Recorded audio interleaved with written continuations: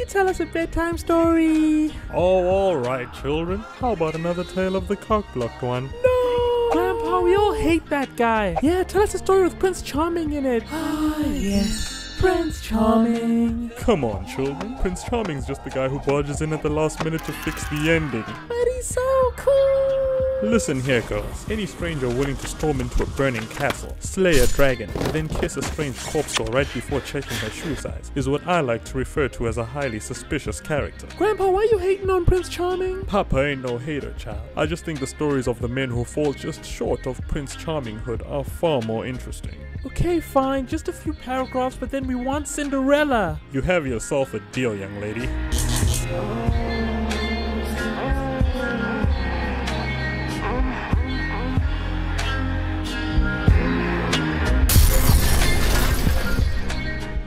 So, once upon a time in a complex world, a boy had arranged to meet up with a girl at the local waterfront. The girl, however, wasn't alone. She was accompanied by 3 American missionaries, and they were accompanied by everyone they had arranged to meet up with them at that exact spot. You see, children, these kids had arranged to have a shuttle service transport them and their friends to a very special church service. Hey, I didn't think you'd make it. I didn't think there'd be so many people here. Yeah, we have this thing happening at our church. You should come. I promise we'll have you back before dinner. You see, children, the boy had just met the girl at a disco the night before, and she was already trying to take him to church. Clearly it was time for a speedy getaway. But the legs on this woman could have slit a giant's throat. Even her eyebrows seemed oddly edible. She was just edible in general. So,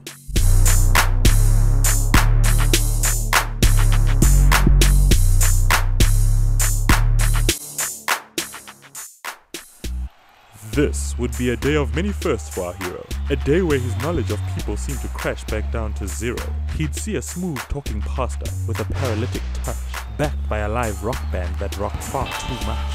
He'd see rows of people break out into non-existent languages, arms outstretched, gently swaying like floating slow-mo bandages. And just when he thought it couldn't get more amazing, this happened. So you say you wanna walk? Yes! Well then get up and walk!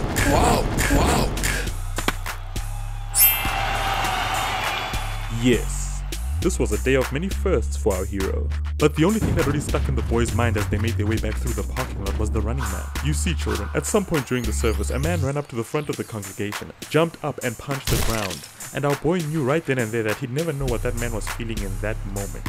The boy wondered if he had ever experienced anything even remotely close, if he had ever been so deeply moved by something that he could have potentially punched the ground. And that's when it all came crashing back to him. The Teenage Mutant Ninja Turtles are coming to South Africa. Wait, that sounds familiar. They'll be visiting Pick n Pays in Johannesburg, Cape Town, Durban, and Bloemfontein. That's where I stay. It Sure is. So be sure to tell your moms and dads. Winner, winner. Sorry we didn't get that. Splinter Sensei. No, Master Splinter will not be there. Yeah. It was some kind of promotional pizza event, but nothing could be heard across the sea of screams. It was just me, the turtles, ice cream, and teary boogers.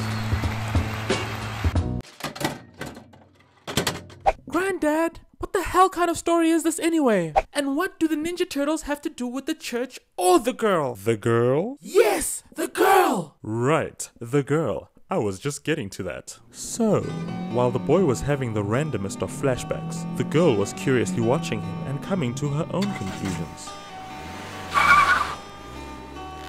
So I guess I'll be heading home then. Oh, wait.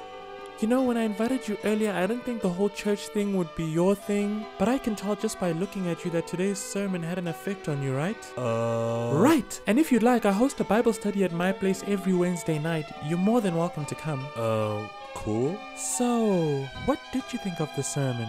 Please note, it's at this point that our boy would tell her the truth and let her know exactly what's been on his mind. But when faced with an open invite from this perfect assembly of atoms, this creature with the jawline of an Egyptian goddess, this sexy thing, well, this is what ended up coming out of his mouth.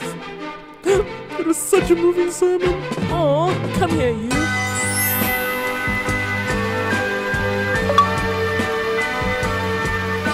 Seriously? He lied to her? That's exactly what he did. But that means that not only is he an idiot, but he's also the villain.